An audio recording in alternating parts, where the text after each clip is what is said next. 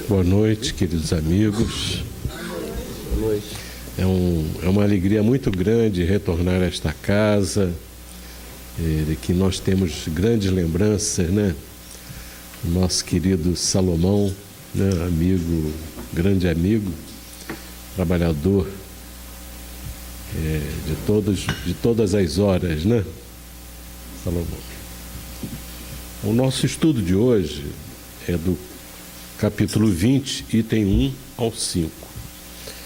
Eu vou ler a parábola, que é dos trabalhadores da última hora, mas não vou me deter muito na parábola, porque tem um ponto que é muito legal, que é a missão dos espíritas. Mas a gente vai abordar alguma coisa da parábola. Eu vou ler para a gente relembrar, né? O reino dos céus é semelhante a um pai de família que saiu de madrugada a fim de assalariar trabalhadores para a sua vinha. Tendo convencionado com os trabalhadores que pagariam um denário a cada um por dia, mandou-os para a vinha. Saiu de novo à terceira hora do dia e, vendo outros que se conservavam na praça sem fazer coisa alguma, disse-lhes: Ide também vós outros para a minha vinha, e vos pagarei o que for razoável. Eles foram. Saiu novamente à hora sexta e à hora nona do dia, e fez o mesmo. Saindo mais uma vez à hora 1/10, encontrou ainda outros que estavam desocupados, aos quais disse: Por que permaneceis aí o dia inteiro sem trabalhar?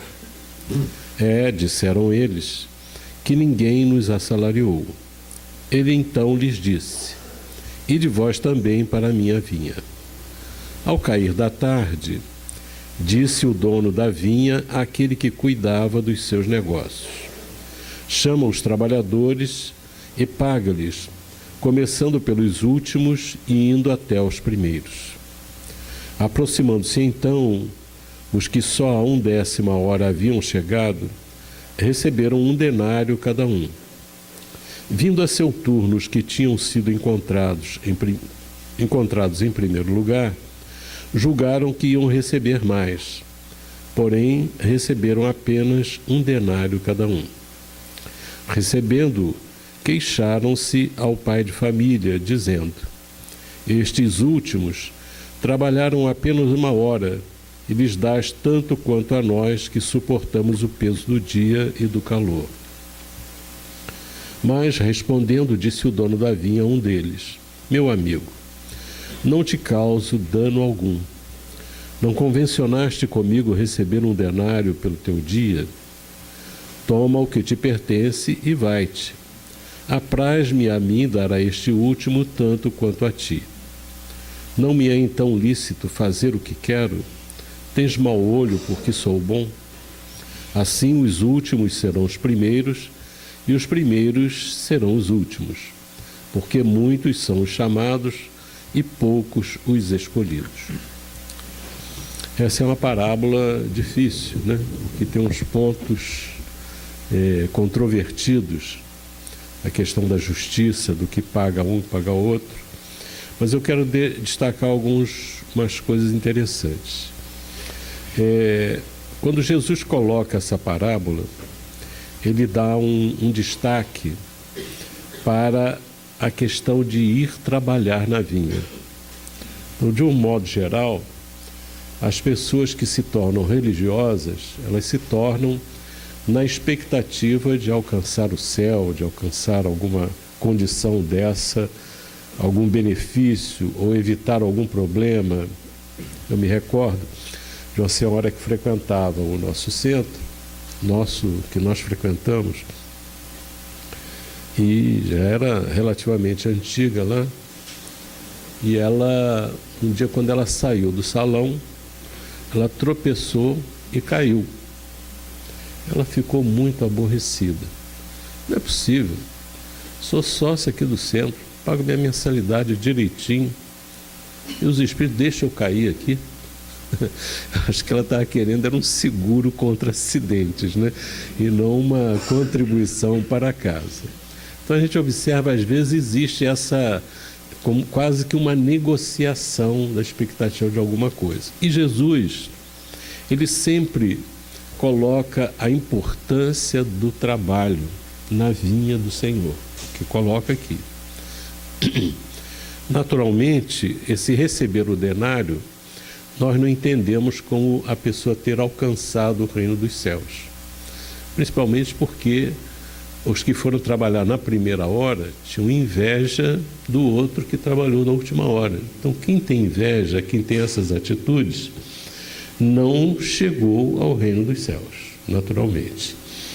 Mas esse destaque aqui da vinha, né? E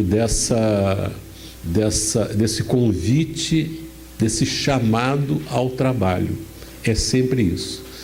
Porque Jesus dá o próprio testemunho, né? Dizendo que Deus trabalha incessantemente, e eu também. Então, Jesus é um trabalhador da vinha que ele cuida. Quer dizer, a vinha do Senhor, a vinha de Deus, é o universo inteiro. Mas a vinha do Cristo, que está assim, colocada nas mãos dele, é a nossa terra, é a terra inteira. Então, todos nós que estamos na terra, né, vamos circunscrever a nossa situação.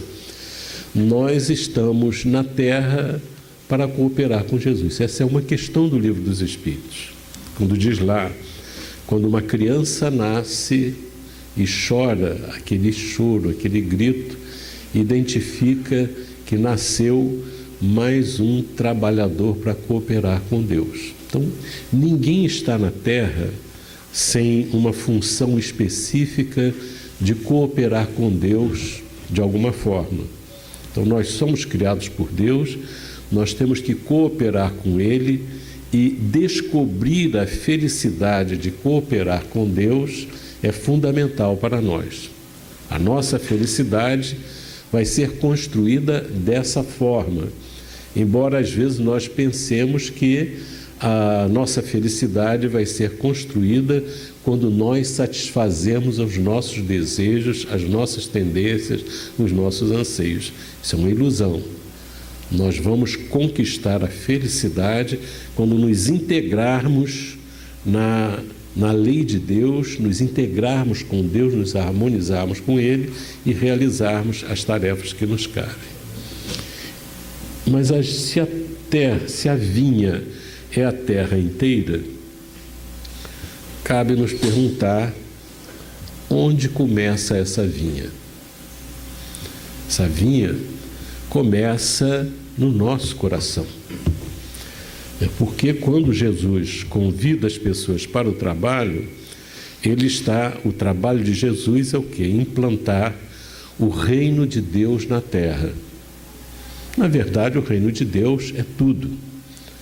Mas quando diz que vai implantar o reino de Deus na terra, significa que aqueles que estão na terra ainda não reconhecem e não vivenciam na terra como sendo o reino de Deus.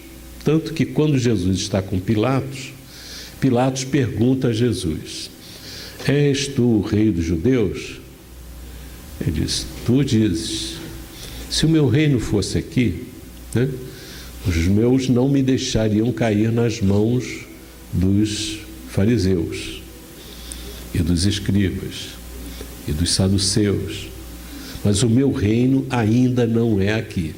Ou seja, a terra tem, na verdade, um governo mais amplo, mas os que vivem aqui não reconhecem esse governo mais amplo e atendem aos governantes do mundo, não as pessoas que estão no poder aqui, mas os valores do mundo terreno e não os valores espirituais. Então a vinha, nós somos chamados a trabalhar na vinha, e essa vinha começa dentro de nós. Se nós fizermos muita coisa fora, que é na vinha de Deus, ensinarmos muita coisa, falarmos das lições do Cristo e tudo mais para os outros, Num certo sentido, nós estamos trabalhando na vinha, mas não é a mesma coisa. A nossa vinha, o nosso trabalho começa dentro de nós. Eu não vou esperar que ele fique pronto dentro de mim para trabalhar lá. Não, é uma construção simultânea. Eu preciso do contato com os outros para desenvolver a mim mesmo, né? Então, esse é o primeiro aspecto. E ele fala dessas horas, né? A primeira hora são as 6 horas da manhã. Segunda hora, 9 horas. Não, terceira hora, 9 horas. E aí ele vai de 3 em 3 até a 1/10 hora, que o trabalho termina às 7 horas. Então ele está falando que o que ganhou, o que trabalhou a última hora, trabalhou 3 horas. Todos eles trabalham 3 horas, vão acumulando. O último trabalhou 3 horas. Esse é um detalhe que não é importante. O importante é que são chamados trabalhadores de diversas fases da nossa terra. Kardec, ele interpreta muito bem quando ele diz, aqui no Evangelho é colocado, nem é o Kardec, é uma mensagem, né? É uma mensagem do espírito Henri Heine, em Paris, 1863. Ele coloca que os primeiros trabalhadores são aqueles antigos, né? Moisés e os profetas. Em cada fase da humanidade tem trabalhadores trabalhando. O que nos mostra que no processo, quando Deus nos cria os espíritos e coloca no mundo como esse, desenvolve os espíritos, ele encaminha para o desenvolvimento desses espíritos em termos intelectuais e morais, espíritos que estão habilitados para isso, que são chamados para esse trabalho. Então nós temos, desde a antiguidade, nós temos lá a presença de trabalhadores, desses primeiros trabalhadores, Moisés, Abraão, Moisés, profetas, que desenvolveram muita coisa, fizeram muita coisa. Mas como é que foi a existência deles? Todos esses trabalhadores das primeiras horas enfrentaram muitas adversidades. Jesus até faz uma referência a isso, quando ele olha para Jerusalém, junto com os discípulos, ele diz: "Ah, Jerusalém, Jerusalém, quanto esforço eu fiz para juntar vocês como a galinha junta os pintinhos, né? E não me quisestes ouvir. Ah, Jerusalém, Jerusalém, que matas os profetas e persegues os que eu envio." Então a gente observa que há uma reação, é um negócio impressionante. Há uma reação das criaturas que estão na Terra em relação aos chamamentos e às diretrizes que são colocadas pelos emissários de Jesus representando Deus. Há uma reação.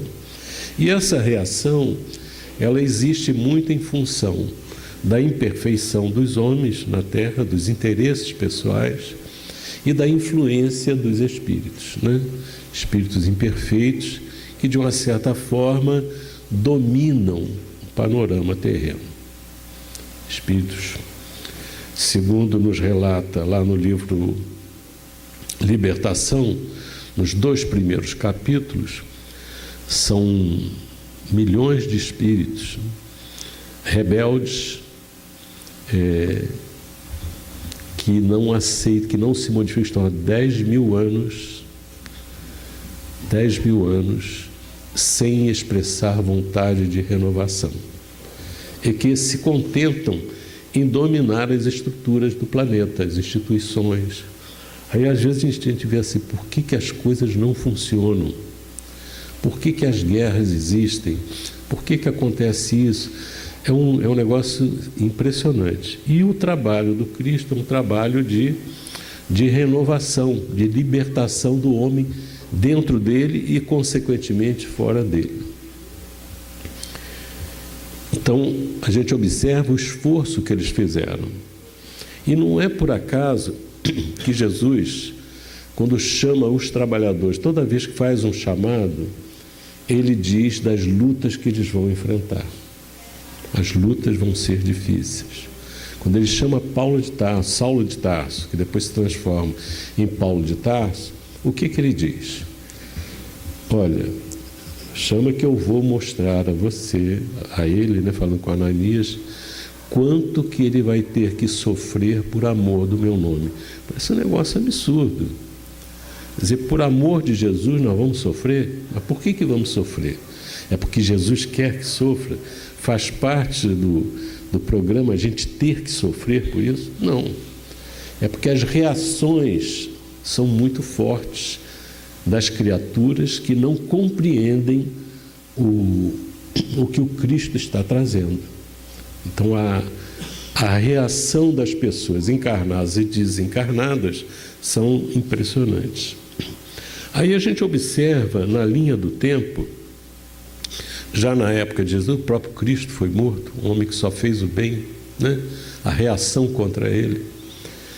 E nós vemos o esforço dos seguidores do Cristo no início do cristianismo, a luta deles e os sacrifícios que eles tiveram que fazer.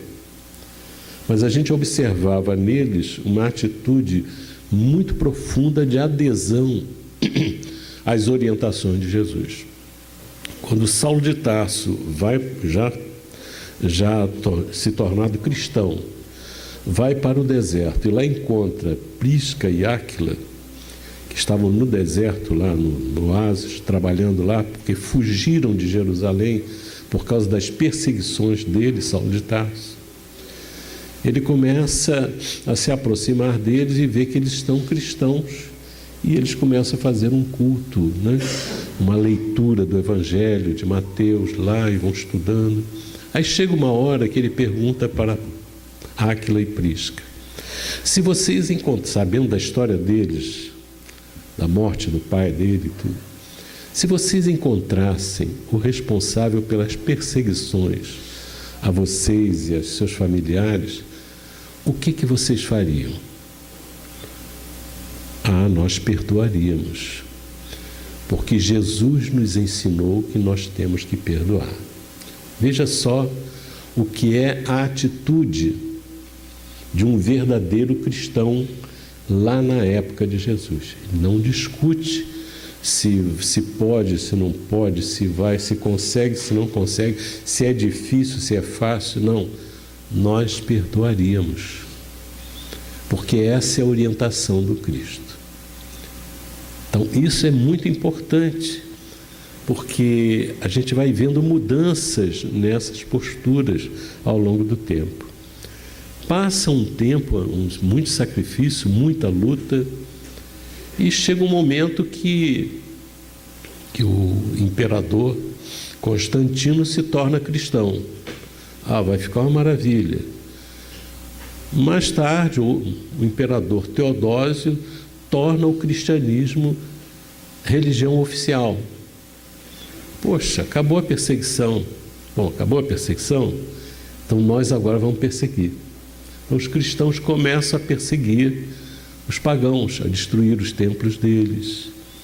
Um processo assim que é uma busca de poder, estabelecer um aparente poder do Cristo na terra, não tem nada a ver, mas uma modificação visceral profunda nas diretrizes do Cristo. E a gente passa aí séculos nessas condições, até que vem a mensagem espírita. O Consolador, o Espiritismo, chega, anunciado por Jesus, no momento em que a humanidade já estava liberta em termos da força da igreja, né? No sentido de impedir o pensamento livre das pessoas. E a estrutura social não permitia mais jogar ninguém na fogueira. Então a mensagem espírita surge num momento importante.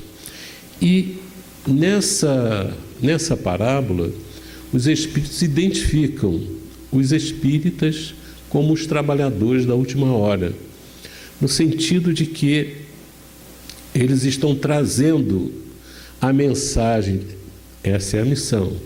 Trazer a mensagem de Jesus como era profundamente clara na época de Jesus, no sentido de, em termos morais, acrescidas essas mensagens de conhecimentos novos, renovados, ampliados, que Jesus deixou embrionariamente. Por exemplo, Jesus falou que na casa do Pai há muitas moradas. Ele não podia falar de planetas. Naquela época, a Terra era uma tábua, né? Uma coisa, um plano. O céu era um negócio fechado, a Terra girava, o Sol que girava, saía daqui, vinha para cá, não tinha condição de desenvolver essas ideias. E o Espiritismo já tem condições de trazer essas orientações que estão coerentes com o que Jesus falou, mas com mais detalhes, com mais informações. Bom, e aí a gente chega no ponto que a gente quer tratar mais diretamente, que é a missão dos espíritas. Quer dizer, nós estamos nessa história toda, estamos com uma tarefa importante. Todo mundo tem tarefa na Terra, inclusive nós. E eles vão abordar o Espírito Erasto, que é um discípulo de São Paulo, vai trazer para nós uma explicação importante, um esclarecimento sobre a nossa missão. Então nós vamos ler e vamos comentando aos poucos. Missão dos Espíritas, é o item 4. Não escutais já o ruído da tempestade que há de arrebatar o velho mundo e abismar no nada o conjunto das iniquidades terrenas? O que são iniquidades? Iniquidades é tudo aquilo que é contra a moral, contra a justiça, são as maldades, tudo isso que tem de ruim são as iniquidades terrenas. Então ele diz: já escutais o ruído da tempestade que há de arrebatar o velho mundo, que é esse mundo encarquilhado dessas iniquidades terrenas. Ou seja, esse ruído, essa tempestade, seriam as informações espirituais que viriam para sanear o ambiente através da vivência das criaturas em torno dessa mensagem.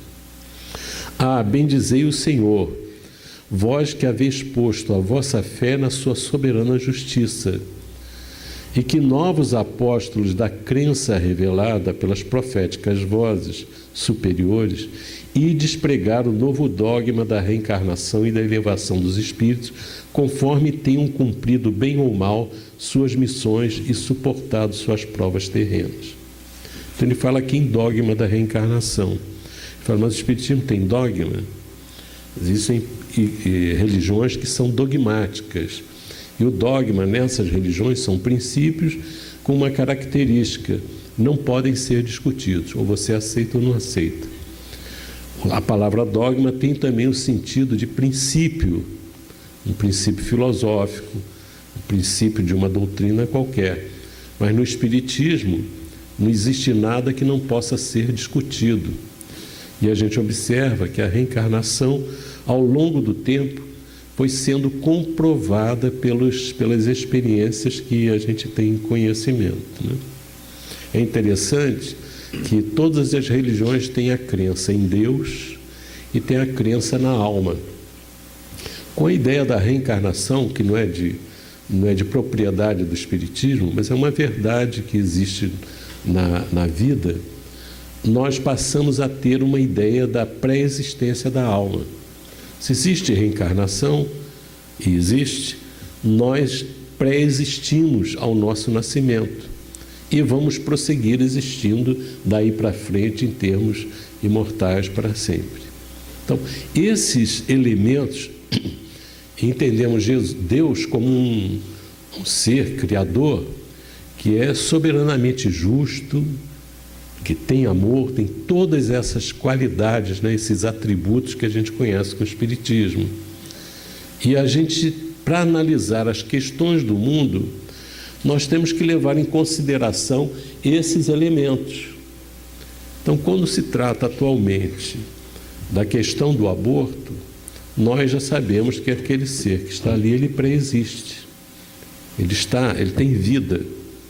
E se a gente interrompe, a gente está interrompendo uma vida. Lógico que quem faz isso não vai para o inferno. Ela pode trabalhar dentro de si, realizar tarefas que compensem aquele equívoco que a pessoa teve no passado. Da mesma forma que Saulo foi responsável por muitas mortes naquela época. Mas quando ele se torna Paulo de Tarso, ele dedica uma vida ao próximo. Então, naquela existência, ele consegue resgatar aqueles erros que ele cometeu ali. Então, a gente pode reconhecer, não, eu fiz isso, eu fiz um erro. Mas o que eu tenho que fazer agora? Chorar no chão? Não. Ficar me lamentando? Não. Vamos trabalhar na direção, de alguma forma, compensar aquela atitude que tem ali.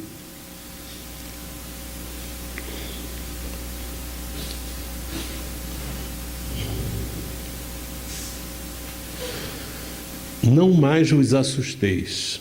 As línguas de fogo estão sobre as vossas cabeças. De onde vem essa ideia das línguas de fogo? Vamos pegar lá no Novo Testamento, no dia de Pentecoste. Está lá no Atos, capítulo 2, itens 1 a 13. Ao cumprir-se o dia de Pentecoste, estavam todos reunidos no mesmo lugar. De repente veio do céu um som, como de um vento impetuoso, e encheu toda a casa onde estavam assentados os discípulos, né? E apareceram distribuídas entre eles línguas como de fogo, e pousou uma sobre cada um deles. Todos ficaram cheios do Espírito Santo, mediunidade, né? E passaram a falar em outras línguas, segundo o Espírito lhes concedia que falassem.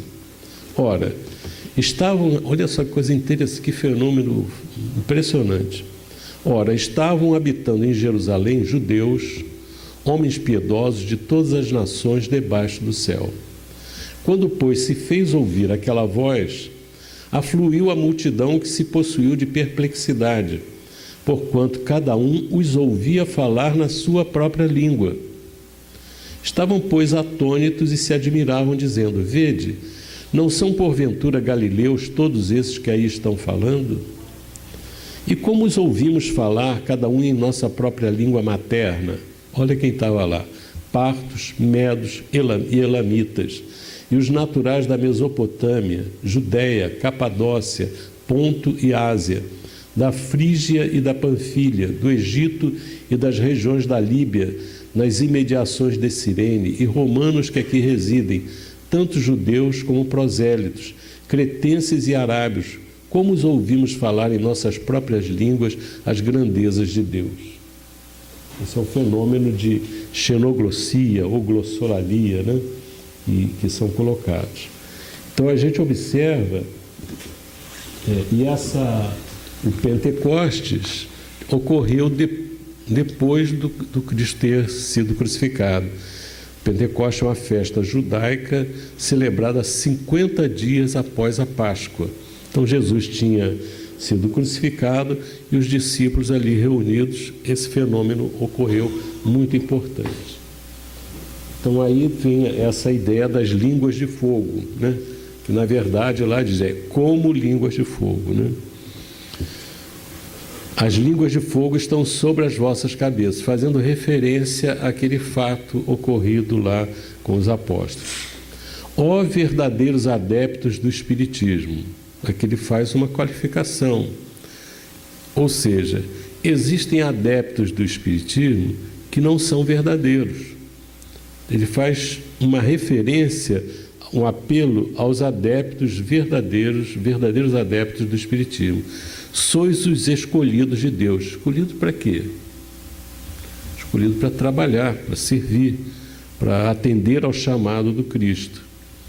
Ide e pregai a palavra divina. Veja bem, ele está chamando-nos para pregar a palavra divina. Não é só pregar, é pregar a palavra divina. Porque às vezes a gente vê nos dias de hoje Gente que prega, mas não é a palavra divina. Prega o que ele acha. Prega o que o mundo acha. Prega os valores que estão correndo por aí e que estão seduzindo as pessoas. Não é a palavra divina, não é o ensinamento de ordem moral que é a doutrina que os Espíritos trazem. É chegada a hora em que deveis sacrificar a sua propagação, os vossos hábitos, os vossos trabalhos, as vossas ocupações fúteis. Olha que interessante. Está pedindo, para atender a esse chamado, nós temos que sacrificar alguma coisa. Não dá para servir a dois senhores. Então diz aqui, sacrificar o quê? Os hábitos. A gente tem muito hábito, mudar hábito é difícil, mas a gente precisa, quando vai servir na mensagem do Cristo, nós temos que mudar hábitos. Temos que vencer os nossos hábitos. Às vezes a gente tem hábitos os mais variados, né? Cada um tem um hábito, né? Cada um tem uma preferência, né? Futebol, por exemplo, né? Quase todo mundo gosta de futebol. Eu lembro que uma vez eu fui chamado para fazer um estudo num centro, numa época, não sei nem que Copa foi, a Copa do Mundo. Aí eles lembraram que ia ter um jogo. Aí eles me ligaram para mim, vai ter um jogo. Você vai? Eu falei, eu vou. Mas não vai ter ninguém. Eu falei, não tem importância, vai ter pelo menos você, alguém vai estar lá, eu vou, faço o estudo. Mas o presidente não vai. Eu falei, não tem importância, eu vou. Eu estava ficando até chato, sabe? Eu vou. Para qualquer um. Não precisa ter gente, não. Até para os espíritos eu vou lá e falo sozinho. Mas alguém tem que abrir a reunião. Aí eu fui. Chega lá, tinha umas 3 senhoras que não eram adeptas do futebol, né? E eu ficava falando e ouvindo a irradiação do jogo lá em cima, no andar de cima, que era onde o presidente morava. Ele não desceu. Ele não perdeu nada em termos de palestra, né? Mas você vê, a pessoa não abre mão, o presidente de centro não abriu mão de um jogo para poder estar no centro ali para assistir a palestra, né? Para contribuir de alguma forma. Então são hábitos. Às vezes eu não abro por causa de televisão, por outras coisas. Cada um vai entender quais são os hábitos que a gente fala assim, não posso, hoje não dá porque tem isso e aquilo. E diz até os vossos trabalhos, até os trabalhos, que coisa, né? Eu vou ter que parar de trabalhar para atender ao chamado do Cristo? A gente tem que ter bom senso aí, analisar com critério essas coisas. Que às vezes a gente passa a vida fazendo carreira. Aquela busca de carreira, vai, e depois a vida acaba e a empresa continua, a vida continua e a pessoa desperdiçou. Lembro de André Luiz, um grande médico,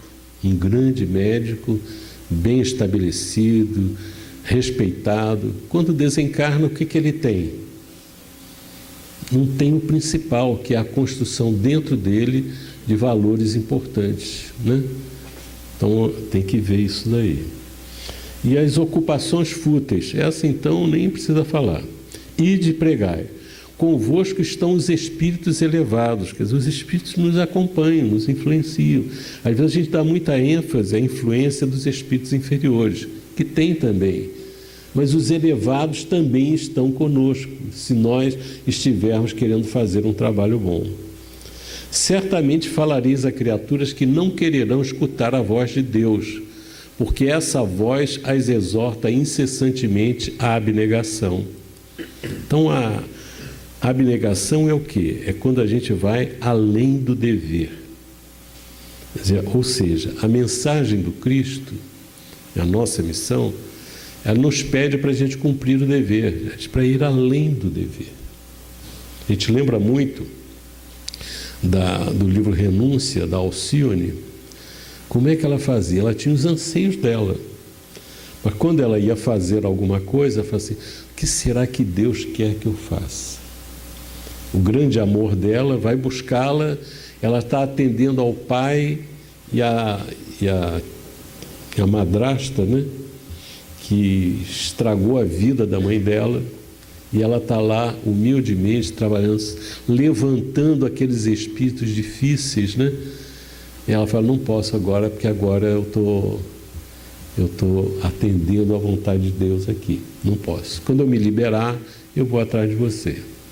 Quando ela se libera, vai atrás dele na Espanha, chega lá, ele está casado, tem filhos. Aí ele falou, não tem problema não, eu separo dela e vou com você. Não. Sabe que é a noção de dever, né? Não vou fazer isso, você fica aí.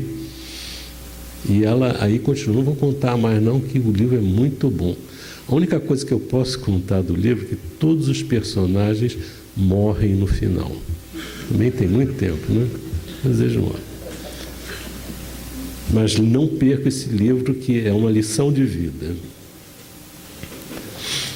Então, pregar o desinteresse e abstinência, pregareis o desinteresse aos avaros, a abstinência aos dissolutos, a mansidão aos tiranos domésticos como aos déspotas. Então, para a gente fazer isso, a gente tem que viver isso, ou lutar para viver isso. Palavras perdidas, eu sei, já sabe até que o pessoal não vai atender, mas não importa.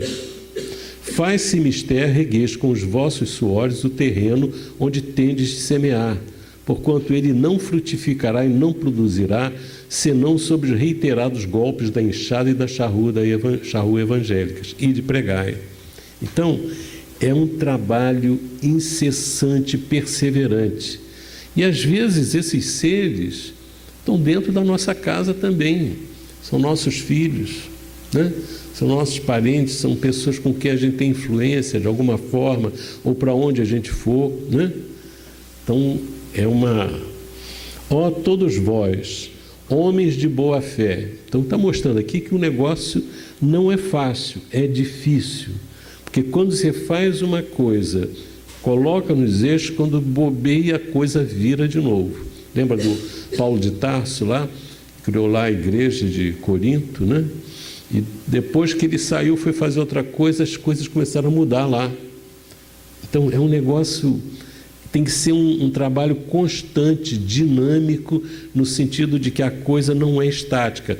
Construiu o prédio está pronto, está tudo resolvido. Não é. É todo um trabalho invisível aos nossos olhos que sustentam uma obra, que sustentam um lar, né?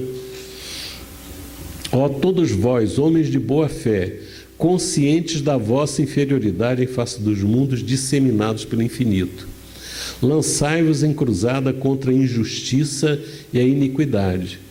O que é justiça? Lá no livro dos Espíritos tem um conceito de justiça, uma definição de justiça. Justiça é cada um respeitar os direitos dos demais, dos outros. Isso é justiça.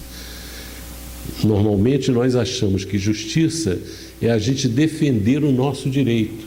Quando o pessoal fala de cidadão, o que fala? Não, o cidadão tem que lutar pelos seus direitos. Não, o cidadão é o camarada que cumpre bem os seus deveres. Então, trabalhar pela justiça começa conosco, respeitando os direitos dos demais, né? Contra a injustiça e a iniquidade, aquilo tudo que é contra a moral, contra a justiça, que represente maldade, violência e tudo mais. Como é que a gente faz isso?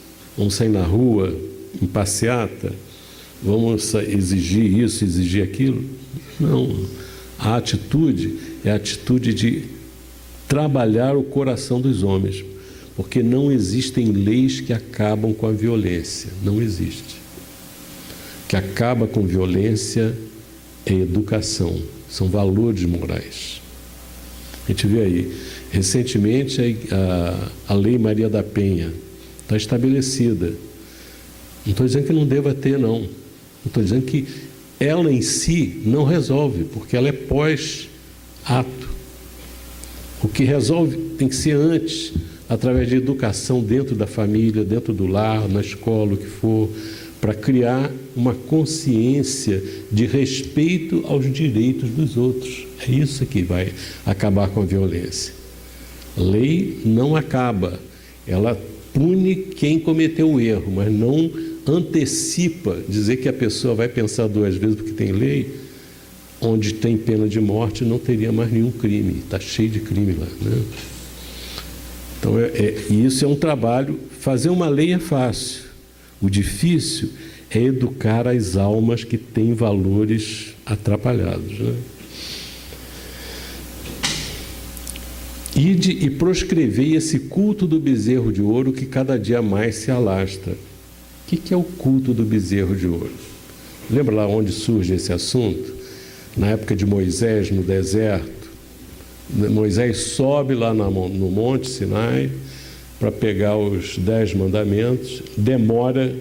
Quando ele desce, o povo tinha se reunido, cada um deu uma parte das joias que tinha, derreteram e fizeram o bezerro de ouro e começaram a adorar o bezerro. O que é isso? É a gente desprezar a quem nós devemos adorar, que é Deus, a lei de adoração, né? Amar a Deus sobre todas as coisas e ao próximo como a si mesmo. Essa é a lei magna.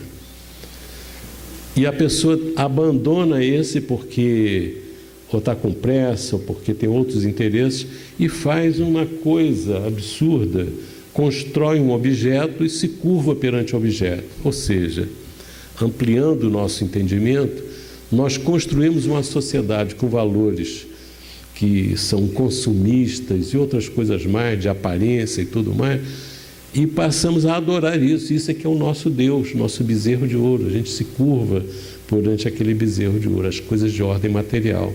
E esquecemos de adorar o Criador dentro de nós, respeitando as suas leis, né?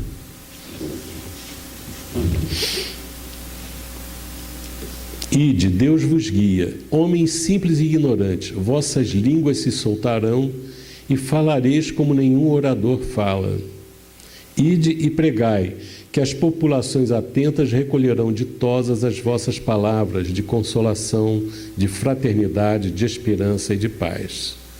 Então, quando a gente fala consolação, esperança, fraternidade, paz, não são palavras poéticas, são coisas fundamentais na nossa vida.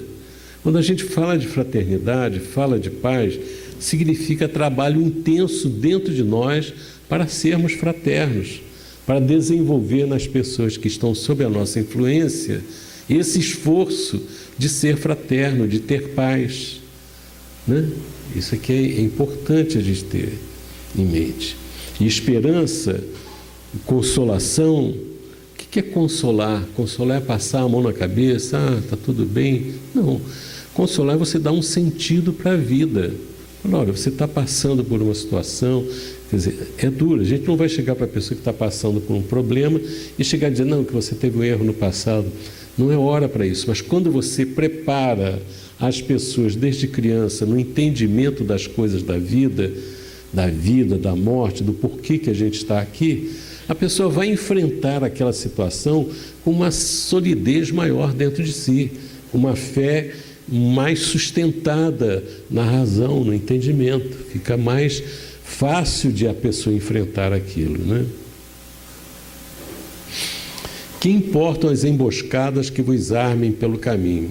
Ele já está anunciando que nós vamos enfrentar emboscadas. Somente lobos caem em armadilhas para lobos, porquanto o pastor saberá defender suas ovelhas das fogueiras imoladoras. Então, as ciladas são para lobos. Aí a gente tem que ver o que eu tenho dentro de mim, o que eu sou. Eu tenho uma pele de cordeiro e um coração de lobo, dente de lobo, eu vou cair na emboscada. As minhas fragilidades são as fragilidades que vão me permitir, vão me atrair para a emboscada que vai ser trazida. Então, eu preciso trabalhar dentro de mim para estar vinculado. E o pior não é morrer, não. O pior é morrer mal, né? O pior não é enfrentar as dificuldades. O pior é a pessoa não estar intimamente tranquila. segura do que está fazendo. Jesus estava lá sofrendo e tudo mais, mas estava sereno dentro de si. Estevão, sendo apedrejado por Saulo de Tarso, estava em paz, sofrendo naquelas circunstâncias, mas estava em paz. Às vezes a gente não está sofrendo nada e não está em paz, não está sereno, está buscando alguma coisa, a pessoa está procurando alguma coisa e não sabe o que é.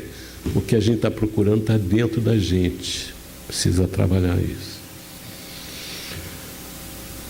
Ide, homens que grandes diante de Deus, mais ditosos do que Tomé, credes sem fazerdes questão de ver e aceitais os fatos da mediunidade, mesmo quando não tenhais conseguido obtê-los por vós mesmos. Ide, o Espírito de Deus vos conduz. Marcha, pois, avante, falando de imponente pela tua fé. Aí ele vai falando várias coisas, fala da fé que remove as montanhas, que a gente tem que usar a fé para vencer essas dificuldades, e fala das lutas que nós vamos enfrentar no mundo, né? E para a gente levar essa palavra divina, né, a todos, de um modo geral. Mas a gente tem que se armar de decisão e coragem. Mãos à obra, o arado está pronto, a terra espera arai, ou seja, um convite constante ao trabalho. E diz para nós agradecermos a Deus a tarefa que Ele nos confiou. É difícil? É, mas a gente deve agradecer a Deus por isso. Aí ele faz uma advertência. Entre os chamados para o Espiritismo, muitos se transviaram. Reparai, pois, o vosso caminho e segui a verdade. Aí Kardec pergunta quais sinais que a gente vai encontrar sobre isso. Com relação a isso, a gente quer voltar àquele ponto em que a gente viu a distorção que ocorreu no cristianismo pelas pessoas e que desvirtuou toda a trajetória da mensagem do Cristo, do movimento cristão, não a mensagem do Cristo. A mensagem do Cristo é inabalável, ela não se altera e ela vai se sustentar. Mas o trabalho dos cristãos foi um desvio profundo. Agora, a doutrina espírita enfrentou coisas semelhantes. No começo que o espiritismo surgiu, houve muita perseguição. Aqui no Brasil, por exemplo, eu conheci dirigentes que estavam que chegaram a ser presos, porque eram espíritas, dirigentes espíritas. Então houve muitos ataques, as pessoas recebiam ataques de toda sorte, pela imprensa, por muita coisa. O próprio Chico, né, recebeu muitos ataques, né, com relação à mediunidade dele. E nós passamos por esse período. Quando o Chico vai à televisão naquele pinga-fogo, foi um fato impressionante, eu assisti, tudo começou a mudar. Todo mundo começou a simpatizar com o espiritismo, todo mundo. Muita gente, artistas, todo mundo. A coisa foi crescendo e hoje as pessoas, todo mundo fala de reencarnação, né? Tem uma amiga nossa do centro, que o marido dela é companheiro nosso, ela não é do centro, ela é católica. Ele era espírita, frequentava e tudo. Ele casou com ela era divorciado, desquitado. A igreja não fazia o casamento de desquitados. Aí ela foi casou com ele numa outra igreja. Depois o marido dela, o primeiro marido, morreu. Aí ela falou, vamos casar então na igreja, agora a gente pode casar. Não, eu não vou casar não, já casei uma vez, não caso de novo não. Aí ela foi chorar as mágoas com o padre, né? Falou lá, com o padre lá da Sans Penha, falou, mas por que ele não quer casar, Helena? Isso é ela que me contou. Aí não quer casar porque disse que já casou, ele é espírita e é maçom. O padre virou para Helena, vamos deixar esse casamento para outra encarnação. O padre falou isso, até o padre já está entendendo de reencarnação. Bom, então a gente vê esse período. Então a coisa ampliou muito. E a gente pensa assim, poxa, o espiritismo está de vento em popa, né? Que beleza, está sendo aceito. Mas é aí que mora o perigo. Que o pessoal entra no espiritismo, mas não necessariamente absorve e deixa o espiritismo entrar nas pessoas. Então começam as histórias que a pessoa é espírita, mas ela quer ser feliz ao modo dela, com os valores morais dela, com as suas atitudes que ela quer fazer. O que eu quero fazer é isso. E é assim que funciona. Mas ela não está aqui, não pensa em renunciar nada. Os cristãos primitivos, lá, os verdadeiros cristãos, eram capazes de perdoar, eram capazes de renunciar, eram capazes de sacrifício, capazes de tudo.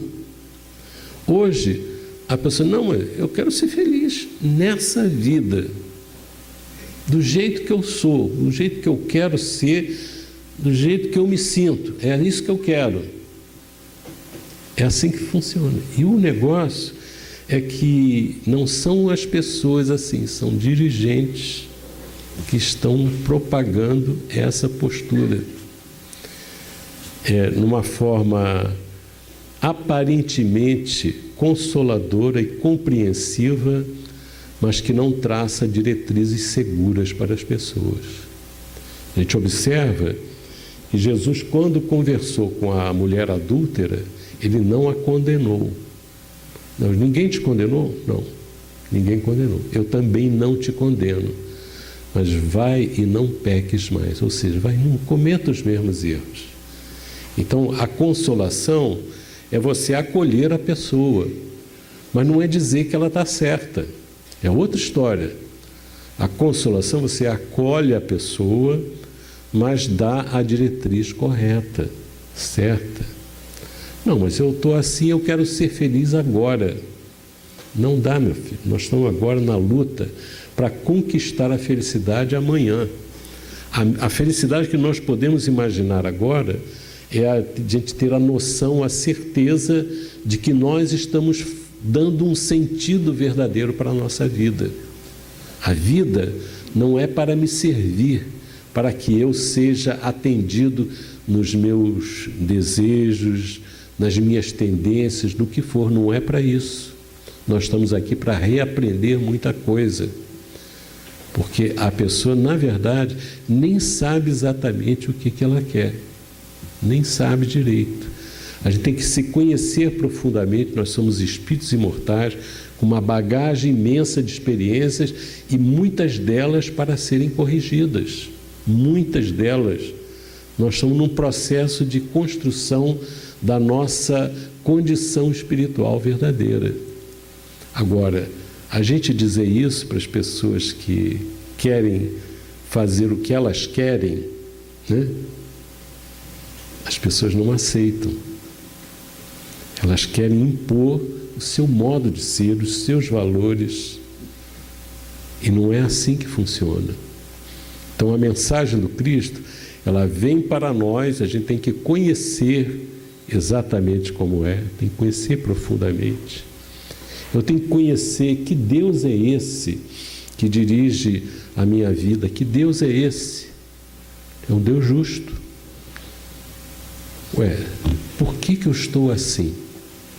Eu estou assim porque alguma razão tem, porque não é porque Ele não me ama. Alguma razão. E eu tenho que aprender a conviver dessa forma. É duro? É duro. Eu me lembro, quando eu era adolescente, eu me desagradava muito o meu cabelo. O cabelo é muito fino, caía no olho, eu reclamava daquilo. Eu falei, eu ia ter o cabelo do meu colega ali, aquele cabelo crespo assim. Passava uma escova, não mudava nada, o meu caía no olho, tinha que puxar, depois tinha que fazer gumex, passar para o cabelo, o vento não derrubar o cabelo, aquela coisa toda. Eu estava inadaptado com o meu cabelo. Eu queria ter 1,80 m, meu irmão era bem mais alto que eu não tenho esse metro todo, não. Então, Eu estava estranhando o corpo. Nessa fase de idade, a gente estranha muita coisa. Aí até o Raul, a gente se considera irmão, né? Raul falava assim, eu chamo a minha mãe de Mãe América, Raul Teixeira. Ele falava assim, nós somos irmãos gêmeos. Eu nasci de dia e ele nasceu de noite. Ele falando. Falei assim, eu queria ter esse cabelo seu. Depois eu me acostumei e gostei. Eu queria ter esse cabelo. Você foi escolher olho verde, você tinha que ceder alguma coisa, né? Algo com aqueles olhos verdes dele, né? Bonito, né? Então, às vezes a gente não se adapta ao corpo que Deus nos deu. Tem que parar e pensar, tem alguma razão para isso. Porque Deus nos ama profundamente, né? E eu tenho que ter convicção disso, senão eu vou me rebelar contra as coisas que ocorrem na minha vida. Uma amiga de Brasília, ela falava assim, você não sei não, mas Deus me ama. Olha, ela sempre falava isso, até que um dia ela teve uns encontros, ela é solteira, teve uns encontros lá afetivos e engravidou. Estou de mal com Deus. Como é que Deus fez isso comigo? Eu falei, Deus? Você e o outro. Não é Deus, não tem nada com isso não. Então ela ficou revoltada. Cadê aquela crença em Deus que Deus me ama? Porque mexeu nos interesses pessoais. Então quando mexe no meu interesse pessoal, no meu imediatismo, a gente pula alto. Então depois ela se adaptou, se ajustou e tudo, está feliz da vida agora. Então a mensagem que chega para nós, ela é importante do que nós devemos fazer e do cuidado que a gente tem que ter com as ideias que rolam por aí, as ondas que passam no movimento espírita e que exigem de nós atenção, né? E a gente tem que ter cuidado com tudo isso. Muita paz, meu Deus.